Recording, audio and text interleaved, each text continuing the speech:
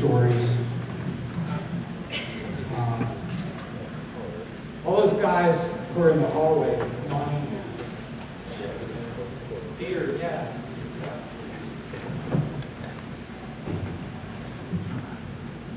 Great, so I'm Ben Schlesinger. I'm your warm-up act to be sure that people are here for our actual speakers.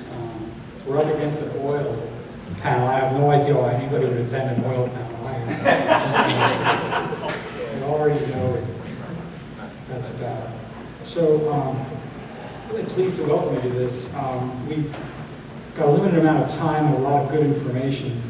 I thought I would start things off with a little bit of literally more on that while people still file in, and sort of lay some of the themes for the session, which I think is reasonably well described. In the program, there's a question of vigorous targets for vehicle efficiency. Technologies are changing, patterns of use are changing. There's a tremendous amount of innovation taking place throughout the industry, and it's a great time to watch what's going on. So just as a kind of a little warm-up piece here, the question of technology, keeps coming up, and I think the rule as Ben's rule, I guess. And by the way, there's a disclaimer overall, as everybody understands. I know a lot more about natural gas than I'll ever know about vehicles. People on this panel are extremely disciplined and knowledgeable about their subject. But from my outside impressions, advanced technology and intensive manufacturing / product costs. This is something I believe. I think it's true. We've seen it in shale gas and shale oil drilling. This chart shows the rigs needed to produce 1 BCF per day, and it's just utterly declined, showing both the Utica and the Marcellus. Incredible efficiency. Adam Sminsky will speak about the drilling productivity report and the data that goes behind this. I think the same thing's been going on with solar panels. Again, it hasn't been one large, in both cases, there wasn't one large improvement. It was a lot of little improvements. Once you start massive production, technology improves, the little pieces that you do get easier to make, and it just gets better. I think the same thing may well be happening with lithium-ion batteries as production starts to ramp up. We've already seen a lot of decreases in that. So, what does all this have to do with the kinds of things we normally talk about? This slide's a little irrelevant to this panel, except to say that there may be a few things to say about this. Compressed natural gas vehicles, I'm really concerned about. That is small cars, although large vehicles are fine, and that business is growing.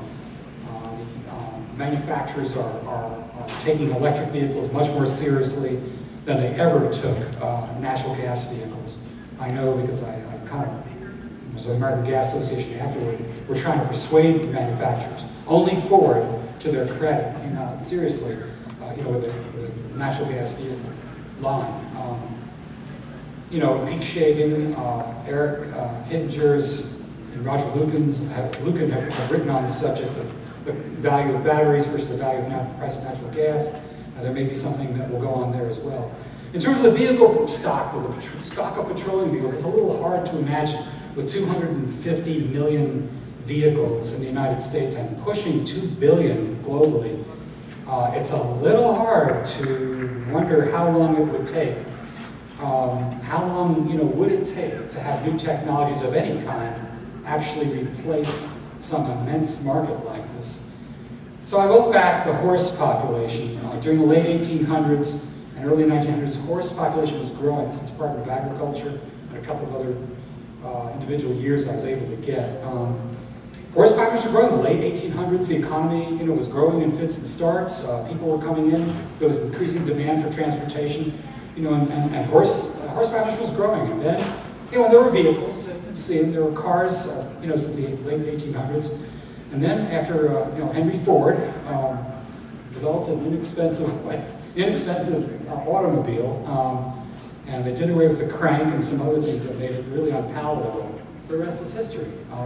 And the crossover didn't take that long. If there's a better product and it costs less, then it really might not take that long, regardless of what the technology improvement happens to have been.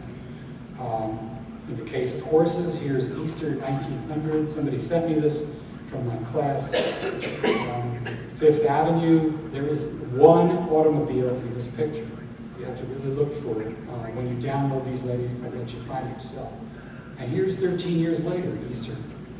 You can't see a horse in sight. You know, these are things that we think about when we talk about change.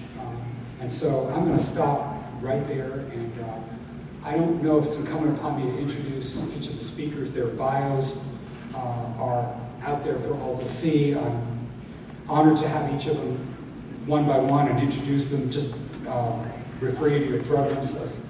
Professor Sandra Carley is a USAEE council member and has done a tremendous amount of serious work and put an amount of thought and writing into the subject. Ken Gillingham, professor at Yale, likewise has been thinking about policy, vehicle policy, for some time, spent a year at the White House over the past year. You know, and we looked for and were lucky to have found Nancy Hollmeister from Ford Motor Company, who's going to be our wind-up speaker in the panel, and then there'll be time for questions and answers, which I will, as moderator, be sure we have.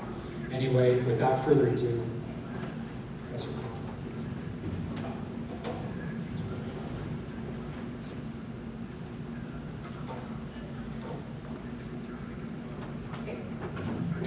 Thank you, Ben. Thank you all for coming out. I really appreciate it.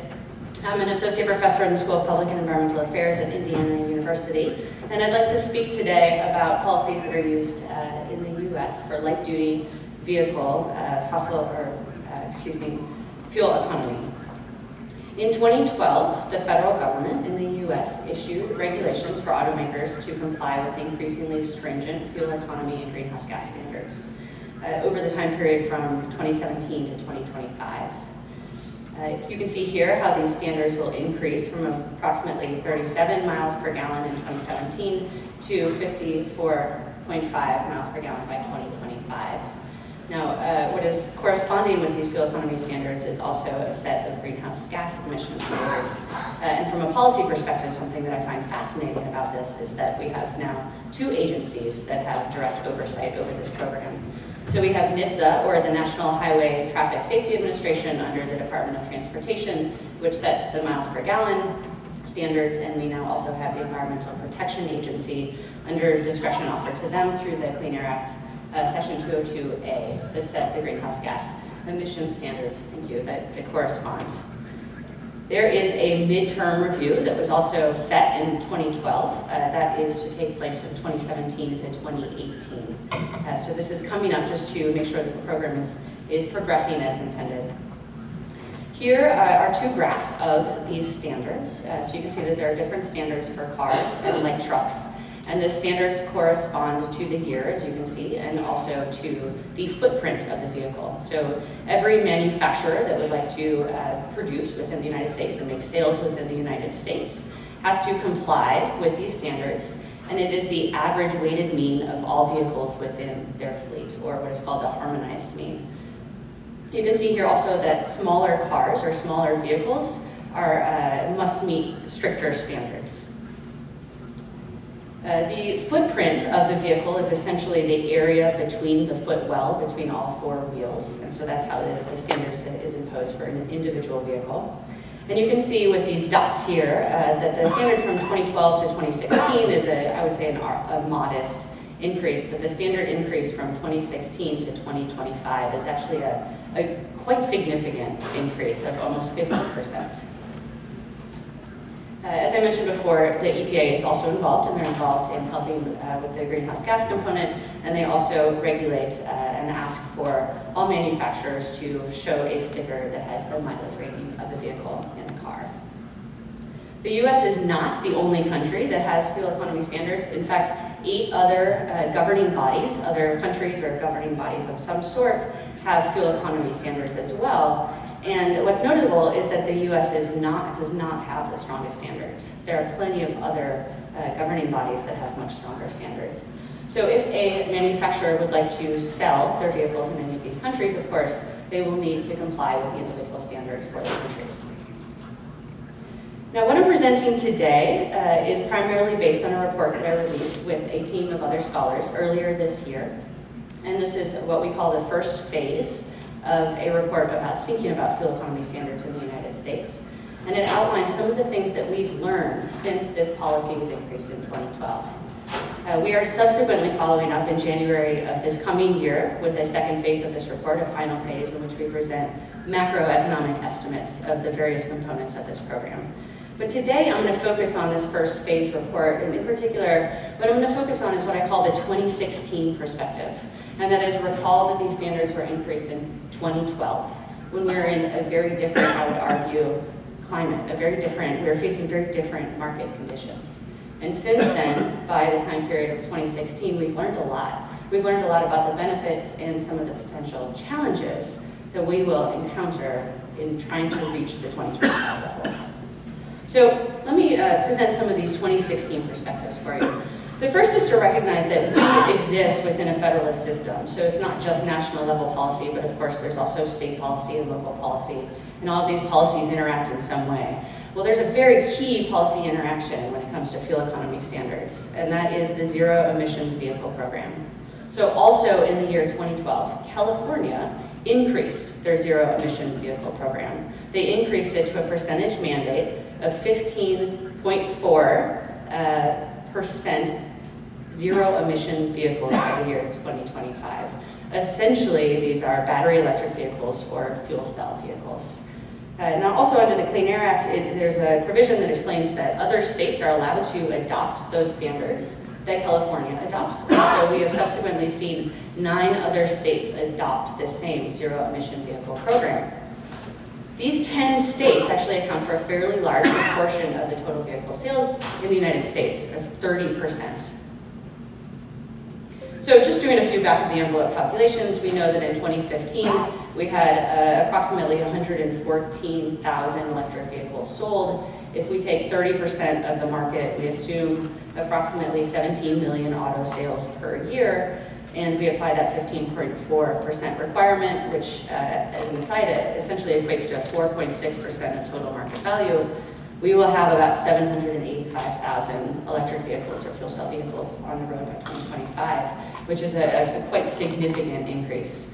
I'll also note that when the agencies increased the standards in 2012, they thought, or they explained actually in the regulatory impact analyses, that it would not be necessary to deploy electric vehicles or fuel cell vehicles in order to comply with the fuel economy standards. However, when you have these overlapping policies, the interactions between them, we now see that it is likely and it is definitely happening that all manufacturers will produce electric vehicles. Now, I think it's really important to think through some of the interactions between these two policies. So the first really important interaction is considering the multipliers and the greenhouse gas credits. So under the greenhouse gas program, if you have an electric vehicle or a fuel cell vehicle, you are allowed to count it as 2 between the years of 2017 and 2021. So it doesn't mean that you necessarily have 2 on the road, you kind of have this phantom car, but then you also have that electric vehicle, right? Well, the implications here, this matters when we're thinking about the average of a manufacturer's fleet. Also, it's the case that under this program between these years, these 2 types of vehicles count as a zero CO2 equivalent, which we all probably know is not truly the case. There are, in fact, emissions associated with these vehicles. But if you have 0 emissions for these 2 vehicles and you are allowed to count them as 2, the implications here are that you could put a lot more other vehicles on the road. So here, my argument is that you could put at least 4 other conventional gasoline vehicles on the road, and they average out to actually a lower value than had you had just 1 of those gasoline vehicles on the road. Similarly, if you take the case of small light-duty trucks or SUVs or small SUVs, you can again have an average here. I've put two different trucks on, and you still have an average that is about half the size of 1 SUV or 1 truck. So the implications here, I think, are quite serious. That is, We may actually, as a result, have a lot more gasoline vehicles on the road because of the interactions between these policies. And also, we might actually have a lot higher greenhouse gas emissions than we had in the event that we didn't have both policies in place. Now, there are other benefits and challenges that manufacturers face. One, many think is a very positive benefit, is that some auto manufacturers can accumulate and sell credits in both programs, both the ZEV program and the CAFE, Corporate Average Fuel Economy program. Think of companies here that are not necessarily the largest vehicle manufacturers and might not actually be mandated by these policies, such as Tesla is an example. And Tesla is able to accrue these credits and sell them to other companies, and in fact, make a decent proportion of their total revenues from the sales of these credits. I think just in 2014, they made 5% of their total revenue from simply the ZEV credit sales. Another important note here is that electric vehicles on average come associated with a price premium. In fact, this price premium can be quite high. The National Research Council puts this value at about $10,000 per electric vehicle on average. The challenge here then is to make sure that consumers want to pay that price premium for these vehicles. And this becomes particularly important if you think about my third point here, which is where these electric vehicles need to be sold. Now, currently, there's what is called a travel provision, and the travel provision allows a company to accrue credits when they sell electric vehicles anywhere. Soon, they will become limited to regional pools. Essentially, you have to sell the electric vehicles within a regional pool associated with the ZEV states. And from 2022 onward, you have to actually sell those vehicles in the ZEV states, which requires that individuals within those states are willing to pay the premium for these vehicles. One might also ask whether there are implications for the geographic distribution of US manufacturing as a result of the overlapping policies. Right now, over 70% of all auto industry activities occur within 10 states, that is primarily states within the Midwest and the Southeast.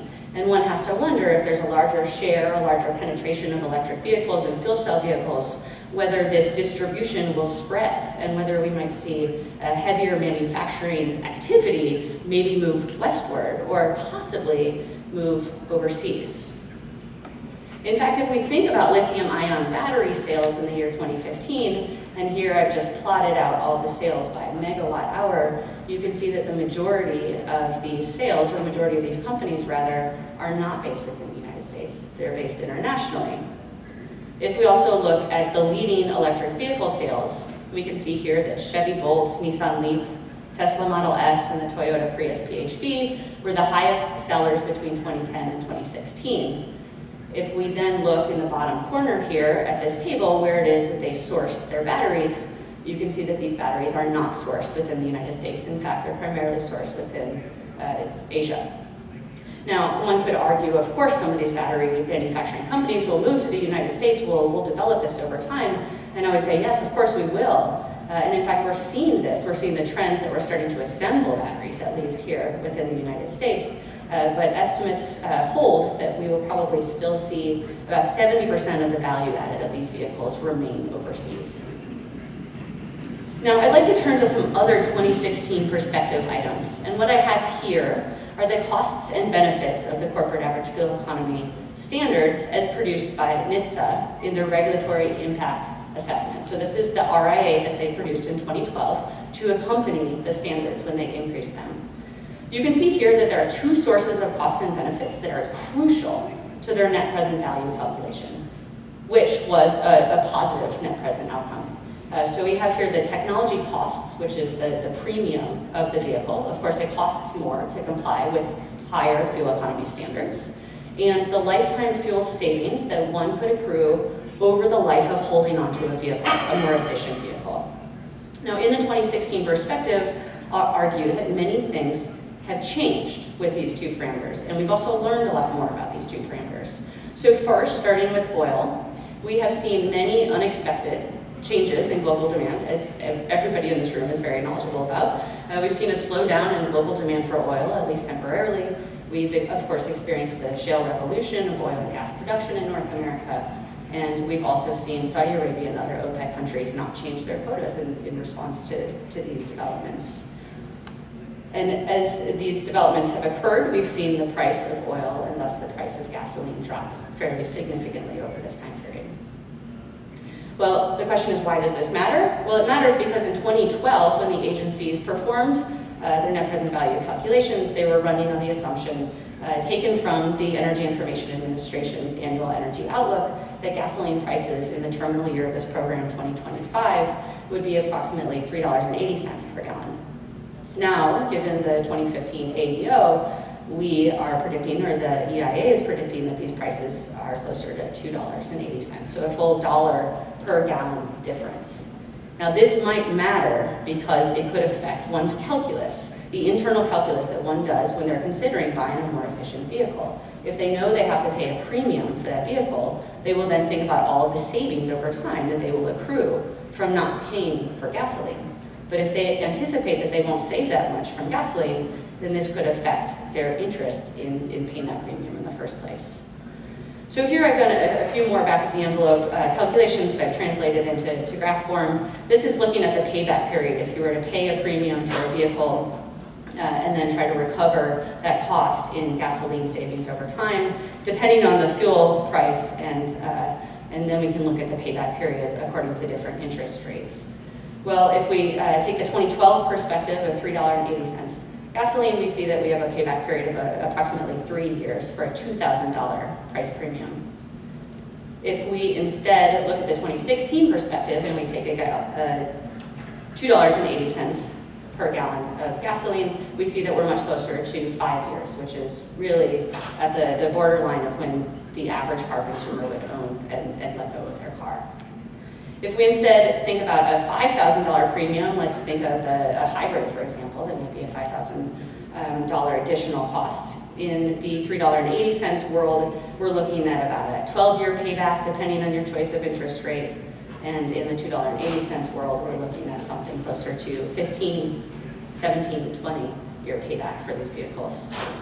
Now, if we look at the case of the $10,000 premium, which I'll remind you is what the NRC found to be the cost premium of an electric vehicle, if we look at the $2.80, we're ranging somewhere between maybe 17 years to 30 plus years, depending on your choice of interest rate. Now, as a result of the lower gas price environment, we've also seen consumer preferences shift fairly significantly in the sense that consumers are now buying fewer light vehicles, passenger cars, and they are buying more or a greater percentage of light trucks. We actually saw this shift occur in 2013, the year after these agencies increased the standard. Now, the implications here are actually quite serious, and that is that it might not truly be possible to hit the 54.5 miles per gallon goal, and it might be much closer to 50 or 52 miles per gallon. Now, the last 2016 perspective item that I'd like to highlight is that price premium. Now, this graph is giving you the price premium according to the two different agencies. This is EPA calculated theirs using their Omega model, and they have a price premium for model year 2025 vehicles of approximately $1,800. NHTSA, using their Volpe model, came to a price premium of approximately $1,400. So a reminder, this is the price premium per vehicle that one would have to pay to buy this vehicle. Now, if we translate this into, this is a National Research Council graph. It's taking the NHTSA estimates and it's looking at this cost curve over time, essentially. It's breaking it down into direct manufacturing costs and total costs. We would come up with this curve. However, the NRC then went to argue in their 2015 report that the cost curve should actually look like this. Now, two things are very notable about this graph and the differences between the two. One is that the price premium is much higher, so we're now looking at a $2,000 to $2,500 price premium to comply with these standards. And the second is that the curve is much steeper. So the reason that it is much higher, the NRC argued, is that the choice of cost parameters that were used by the agencies were actually at the low end of the range, the conceivable range that they could have used. And we should expect actually that these technology costs are much higher. The reason that it's much steeper is twofold. One, that manufacturers will employ their lower cost technologies first, and then secondarily they'll go to their higher cost technologies, which would of course affect the shape of the curve. And then also because these standards are increasingly getting higher over time. So let me conclude by coming back to the point that I made early on about the 2016 perspective, and that is there are many benefits and many challenges associated with fuel economy standards in the United States. And we have learned a great deal over the last several years about important policy interactions between national and state level policies. We've learned a great deal about the technology costs, and we've seen our global commodity markets change significantly. Now, I believe that fuel economy standards within the US and internationally present an immense opportunity for technological innovation. But I also believe, however, that it's very important to continually reevaluate and consider some of these parameters as we think forward to 2025. Thank you.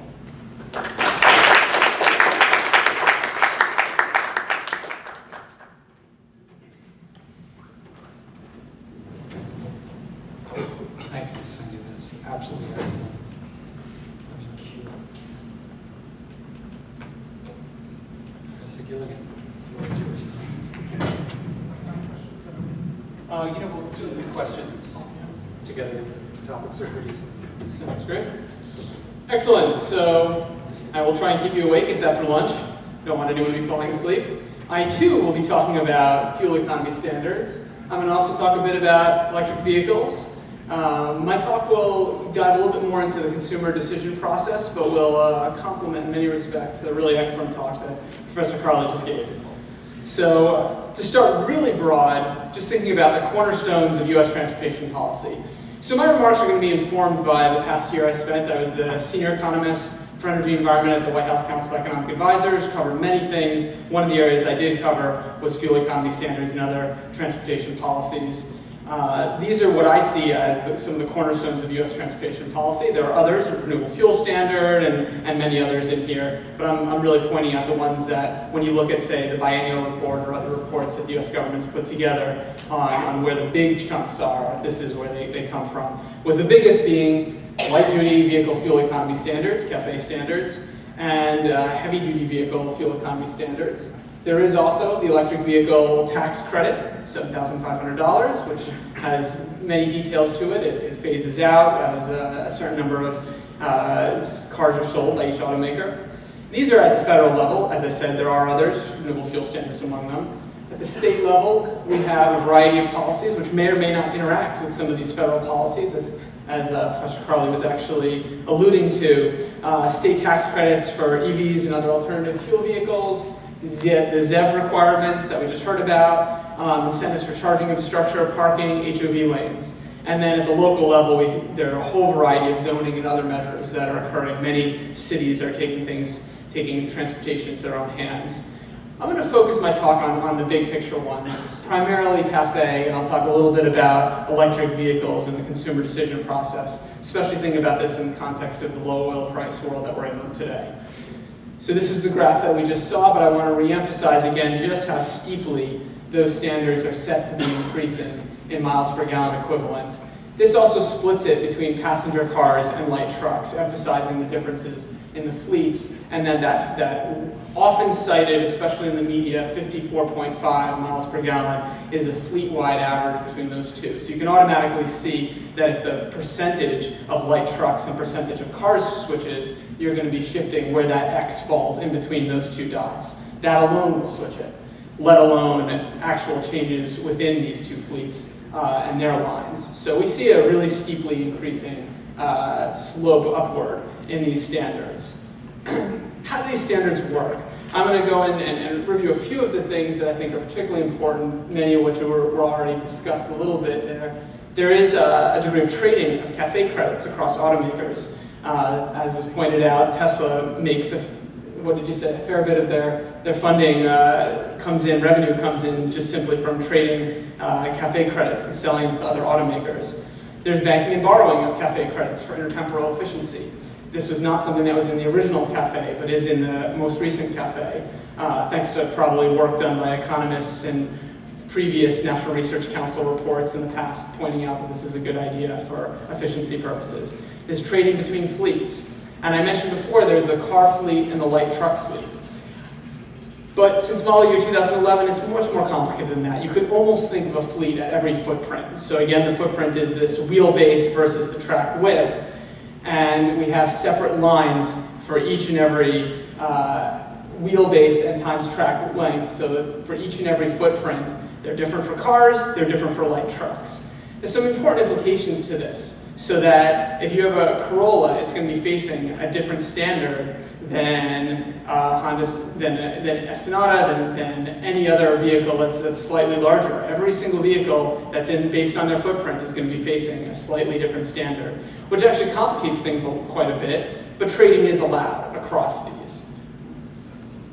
So what do these footprint standards really mean when we're all going out from 2012 to 2025? This was done by Edmunds as a really, I think, illustrative chart because it actually has makes and models to give you a sense about what we're talking about.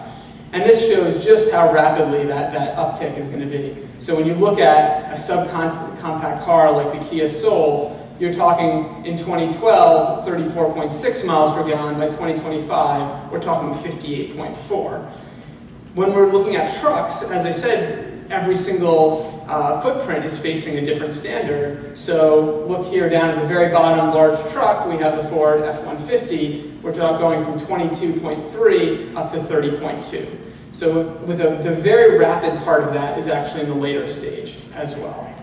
So that's a very nice way to quickly see how this actually is going to be playing out across the vehicles.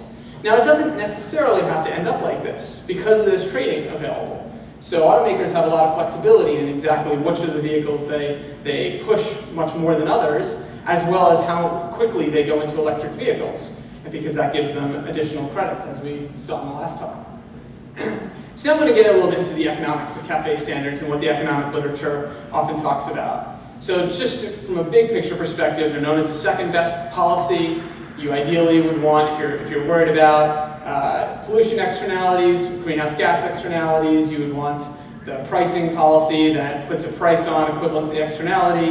CAFE standards are not known to be doing this directly by any means. But voters like them because they appear to be free to many voters. People don't really see how they actually work and where the costs come in a clear way. In fact, many voters are like, well, I don't buy new cars, so if they go up in price a little bit, even if they realize that new cars are going to go up in price, they say, well, I don't buy new cars, it shouldn't affect me, let alone thinking about the equilibrium effects on the rest of the fleet.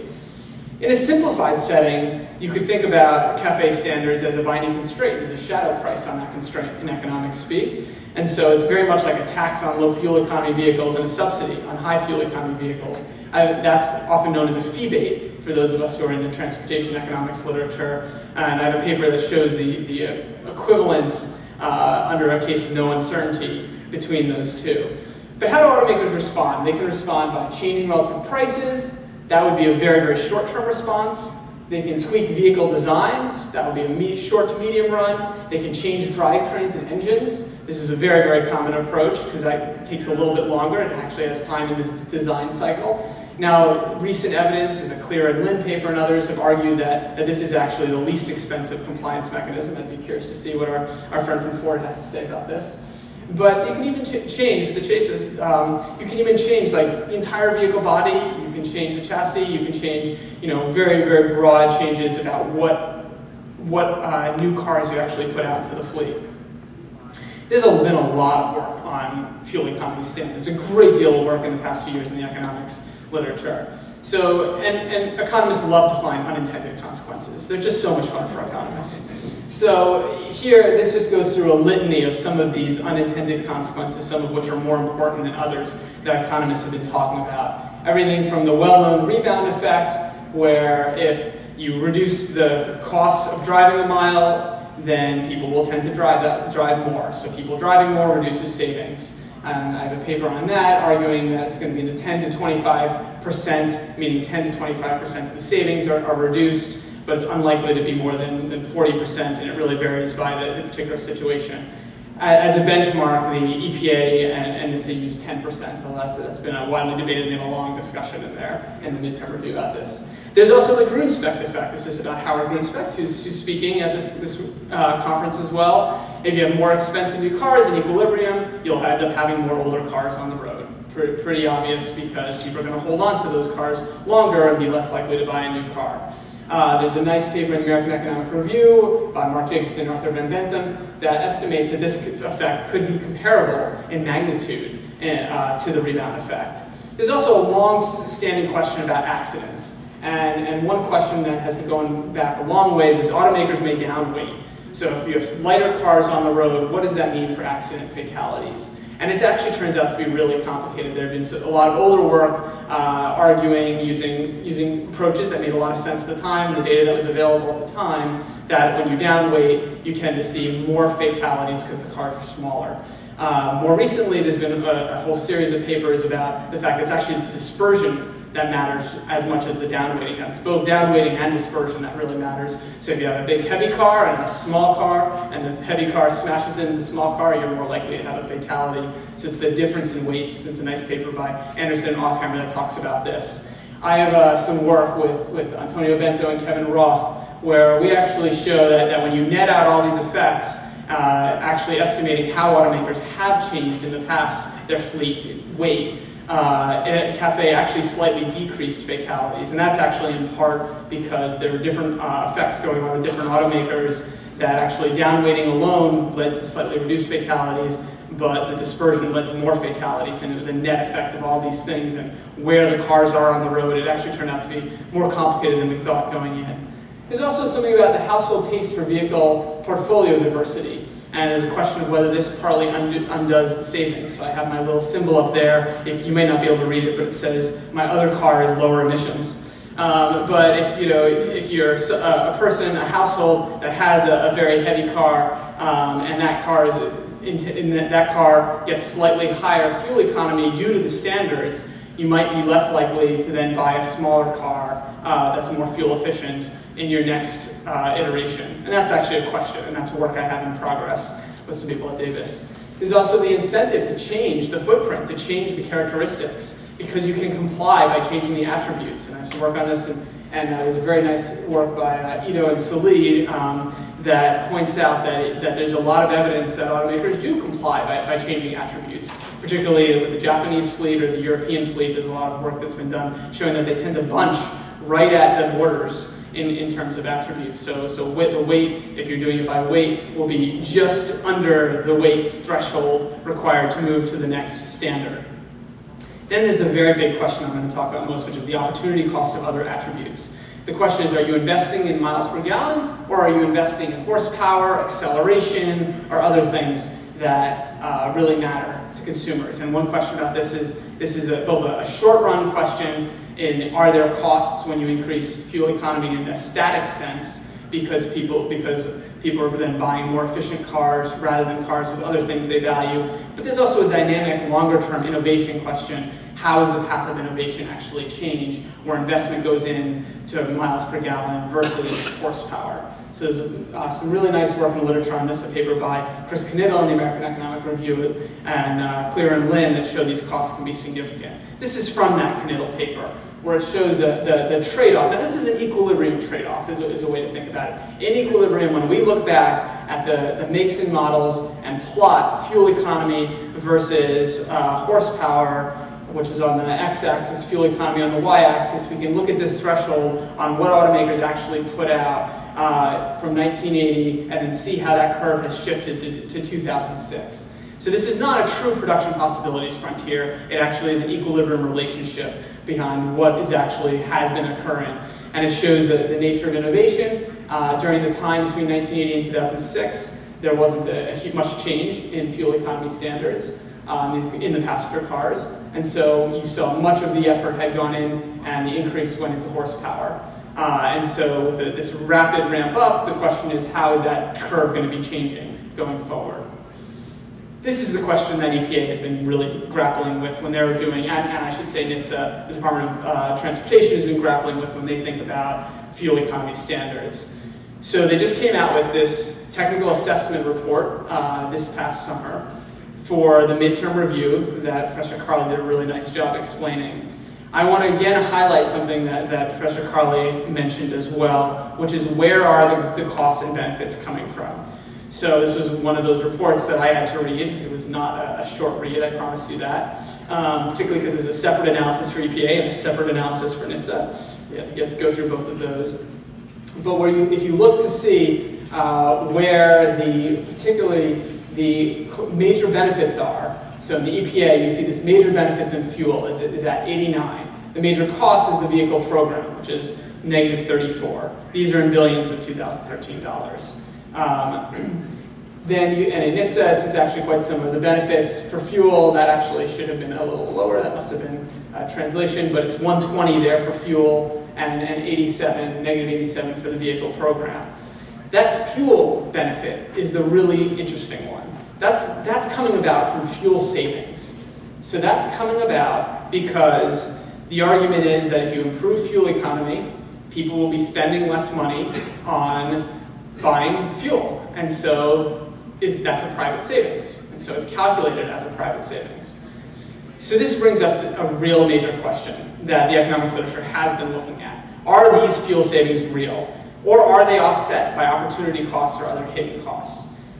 Fundamentally, this US government analysis, both the EPA analysis and the NHTSA analysis, assume that consumers entirely undervalue fuel economy in their purchases. And by undervalue, what I mean by undervalue is relative to other investments that they might be making. So if they're making other investments in their life, about investing in their stock portfolio, investing in many other things, they expect a certain rate of return. Here we're saying that relative to those other investments, they undervalue fuel economy and that there's money on the ground, basically, leaving money on the table. And so that's what comes out, and this is directly from this midterm review report, where the payback period is 5 years or 6.5 years. Those look like pretty good investments. Net lifetime consumer savings, very positive, 1,620. These look like some pretty good investments. So that's kind of an underlying framework here. And so the question that economists have been asking is, but what if, from a revealed preference standpoint, consumers are buying these vehicles that have lower fuel economy? Are they unaware of these fuel savings? Why are they still buying these lower fuel economy vehicles when it looks like there's money on the table? So that's a real question. What if consumers purchase vehicles with lower fuel economy because they value other attributes more? Because it's a bundle? What's going on behind that? So first of all, what's the evidence on undervaluation? And there's mixed evidence right now. Automaker focus groups have for years shown that consumers only make fuel economy investments with around a 2 to 4 year payback period. So that would suggest undervaluation. The fuel economy label that Professor Carley showed, the goal behind that is to aim to provide information to consumers so that they incorporate, they internalize these costs more. Interestingly, there's been a set of 3 recent academic papers in Restat, in the American Economic Review, and the third was also in Restat, that suggest limited undervaluation. Alcott and Wozni suggested some degree of undervaluation, 0.8, and these other 2 suggest that there was very limited or no undervaluation at all, that when you look at how they each use slightly different strategies, but largely they're looking at how when fuel prices change, how people change, what car they're buying, in response to that, when you calculate out the net present value of fuel savings, what the expectations would be. Now, these are quite subject to assumptions that you make about future fuel savings. So I would by no means say that this is definitive, but this is what the academic literature has been saying most recently. If you argue that there's no undervaluation, then you're arguing that consumers fully value fuel economy. So there must be other costs. There must be some reason why consumers are buying cars that they otherwise should be buying that would give them good investments. It could be that they're bundles of attributes. That's a very important factor. It could be that there's some behavioral failures or other failures that lead them to be more myopic in their purchases. So let's just talk about, and I could talk about that one for quite a while, but I want to go to look at some social welfare implications of CAFE standards. With no undervaluation for CAFE standards, we have these environmental, energy security benefits. In the midterm review, they also talk about induced innovation benefits. So Pop et al. Posit dynamic increasing returns, where the value of a new technology depends on how many other companies adopt it, so sort of a network effect. I think this is a promising area of research, because this is really about the nature of innovation in this field. And this is something that the folks at EPA are actually looking quite a lot into, and are actually looking for academics to work on. And then you have these costs, the technology costs, potentially opportunity costs, and then that whole litany of unintended consequences that were mentioned. To note, a paper in the American Economic Review by Anderson Salee find low compliance costs, $9 to $27 per car. Another paper by Mark Jacobson in AEJ Economic Policy finds much higher compliance costs using a different approach. Anderson Silly are using loopholes, and they find it closer to $150 per car, which is still not enormous, but relatively low. That said, when you make those calculations and you rip out those fuel savings from the cost-benefit analysis, it's much, much harder, in fact, very hard to justify CAFE based on the benefits and costs. What about in a world with fuel economy standards in a world of low oil prices? So oil prices have not cooperated with the EPA and NHTSA when they're making their calculations. They've turned out to be much lower. The results of this new technical assessment report say, well, Americans have spoken. 54.5 miles per gallon is off the table. We have our nice Chevy, I think that's a Silverado or something along those lines. So we have our nice big truck. Americans love their trucks.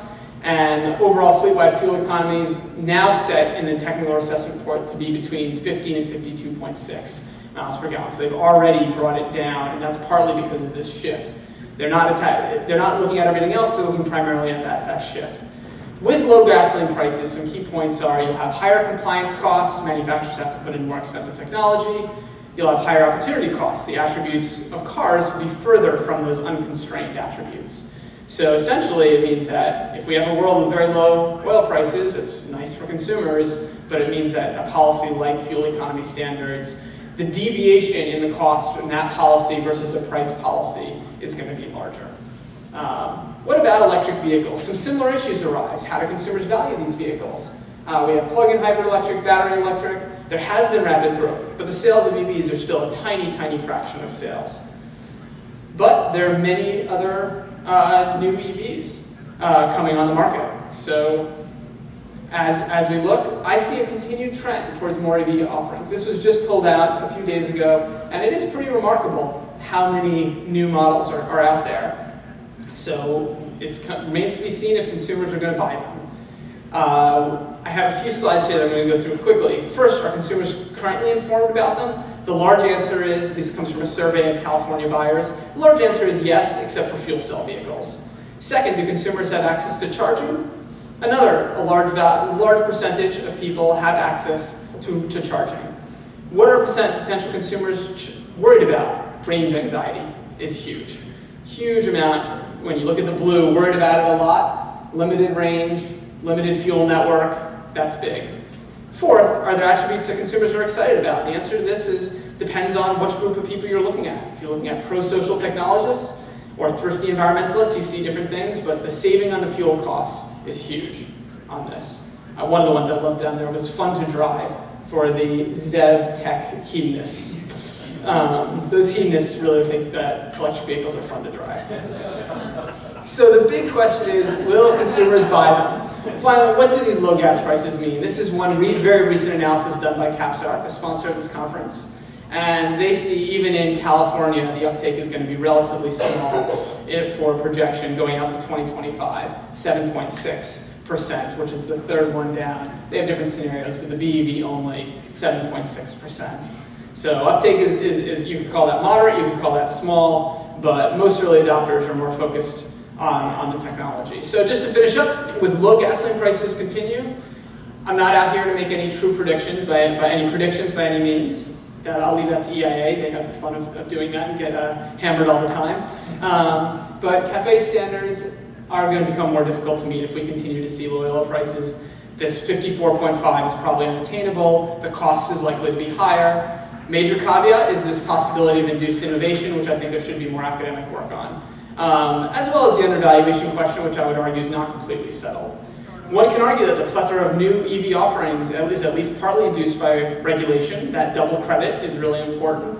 EVs have some attractive attributes for a subset of customers, and consumers are increasingly aware and open to them.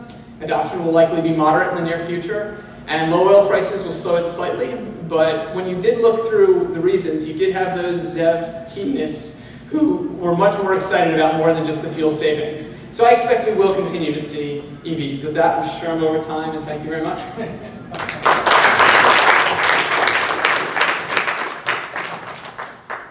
you so much, Ken. I'll let that pass.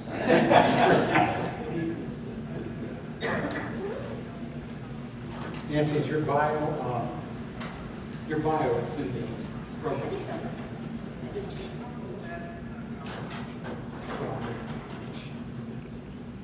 Nancy, thank you so much for being here. The floor is yours.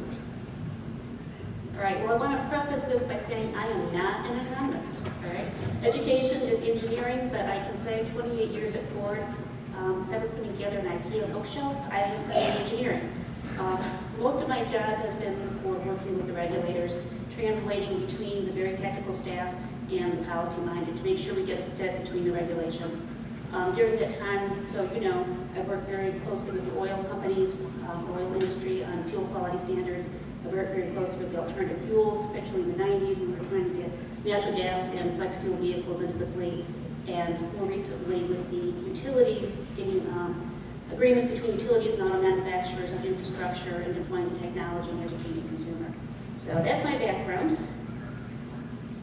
This is an old advertisement from Ford, but it basically gets to the core of what we've been as a company for 113 years, and that is making affordable technology available for the masses.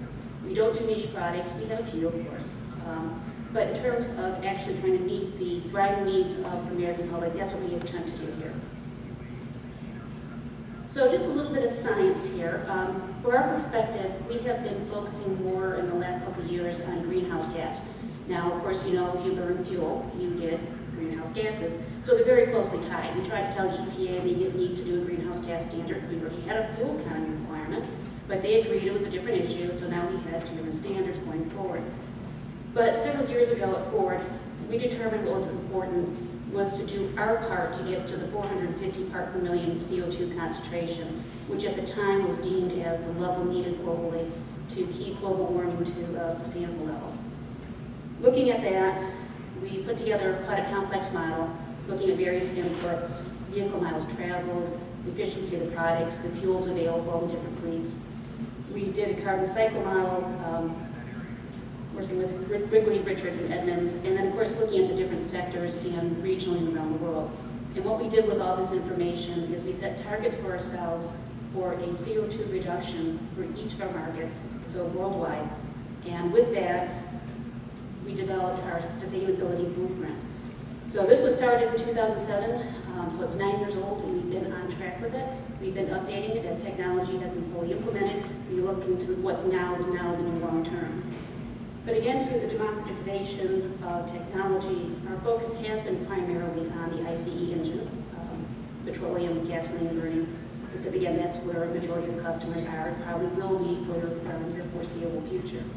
But getting affordable technology that met their needs as well as the goals for CO2 reduction and fuel economy performance. Near term, looking at technologies as our turbo-boosted engine, technology such as stop-start, which has been slow taking off in the United States, but I think we're getting a little bit more, customers are getting more and more used to it. Moving on to the midterm, substantial lightweighting. I'm sure you've heard about our 2015 Ford F-150, where we went to the all-new aluminum body. And that was a significant investment, but it was made possible on that particular product because it's only produced in the United States. So we had two plants in the United States which we could take down completely redo, and then have an aluminum product coming out. A product like the Fusion, however, is manufactured in several locations around the world. So to do a significant lightweighting project on a vehicle like that, it would be more challenging getting the customer base, the supply base, manufacturing facilities set up. So the F-150 was a great experiment. We do plan to take aluminum more broadly. But again, just a reminder, that was a long-term project. We had to work with our aluminum suppliers, and they had to build whole new facilities to supply the demand that we needed for this product. And then, of course, the long-term, talk about electrification. We do see it as a key strategy going forward. It has been very slow to take off. We haven't seen hybrid volumes increase in about 10 years, still about 2 to 3% of the market. It had been growing slightly, but when fuel prices came down, so did hybrid sales. And to the point of more and more nameplates, yeah, everybody's exploding with nameplates on electrification. The problem is the market hasn't grown. So where you see that there is a $10,000 price increment on the technology, most people can walk in and get an electric car less expensive than you can get the equivalent gasoline car, because we're putting so much money on the budget to get these things out to the marketplace. So the challenge is, how do you make money on a vehicle that people aren't really willing to buy, and we have to discount them so significantly? So that's a challenge, but we're working through it, and we do anticipate much more electrification. In fact, we had announced a $4.5 billion investment by 2020 on getting most of our nameplates offering something electrified. And by electrified, I mean both hybrid, plug-in hybrid, and full battery electric. So we've heard a lot about the One National program, so I'm not going to repeat a lot of that. But what was critical is when we started the negotiations in 2009, we had the CAFE program, we had EPA's greenhouse gas program, and California was developing their own greenhouse gas program. And as was pointed out earlier, not only do you have California, you have the other states that had grabbed the California standards. So we were looking at potentially having to average fleet compliance in the California states as well as the rest of the states, and on top of that, do fuel economy requirements, and they weren't aligned. So we agreed to work with the agencies and the administration to develop what was one national program. And so we had the first set of standards from 2012 to 2016, and even before 2012 was being implemented, we were developing the regulations for 17 to 25. We have never adopted in the auto industry a regulation that far out. So in 2011, we were trying to determine what would be our technical capability to meet the standards 14 years out from there. Because of that glide path that I had shown you, we had a pathway, and we thought we were good. And based on the fuel price projections and what we hopeful customer acceptance would be on these technologies, we did agree with the administration and the agencies for these very aggressive standards in 25, but it was based on the assumption they would do a thorough midterm evaluation, which as mentioned is currently underway now, and they will have probably their final determination by June or April 2018. So just real quick too, one of the complications we have with this One National program is it's really not one program. So EPA, there are two fleets, there's the car fleet and the truck fleet, and Professor Gilligan pointed out, you can't trade between those fleets. It's a little bit more complicated in the NHTSA space, because there's three fleets, domestic car, the import car, and then your truck. And then there's limited trading between them. And a little bit of history there. That was something that was set up in 1975. Basically to keep the UAW happy, so they didn't think that we were going to take all of our small cars and send them overseas. So for NHTSA to change this will require an act of Congress, and we are hoping that they will work together to get alignment. But right now we're in a situation where we can design and develop a fleet that meets all the greenhouse gas standards, but still pay fines or penalties in the CAFE space. So getting better harmonization is going to be significant in getting the cost down for compliance. And again, you've seen this curve too. I truncated it, and I used to show it from 1975, but that just got embarrassing saying we didn't do much for fuel economy for 20 years. But we did do a lot on safety and providing other attributes that customers wanted. So this shows more clearly the differences between the car and the truck standards, and you'll see that flat area. That was negotiated with the second set of rules because EPA did acknowledge they went too aggressive with the truck standard in the first regulation. And that's because trucks serve a purpose. They need to tow, they need to have load capability, they need to haul an entire family. They're not as aerodynamic, obviously. So there's restrictions on how much fuel you can get on a larger vehicle. So they tempered the standards, but then caught back up again starting with 21. And then on the right side, we talk about the footprint quite a bit. So this is just an example where you could have two vehicles with the exact same footprint that have very different performance. Maybe a slightly larger car like the Mustang won't even come close to meeting this obligation. But you can average the standards between the two products to get to compliance overall. And then for the exact same footprint, the truck does have a lower standard than the equivalent size car. And again, that takes into consideration unique attributes of your trucks. But to the midterm evaluation, this summarizes what the agencies are supposed to look at. And what I want to focus on today are two major issues, the economic and employment impact, as well as consumer acceptance. And again, having this thorough analysis was key to industry approval and agreement to sign up to the framework agreement in 2012. So the first major element of this midterm evaluation is the draft technical assessment report, or the TAR. I have had nightmares about this thing all summer, quite literally. It was published in July 2016. Comments were due 60 days later.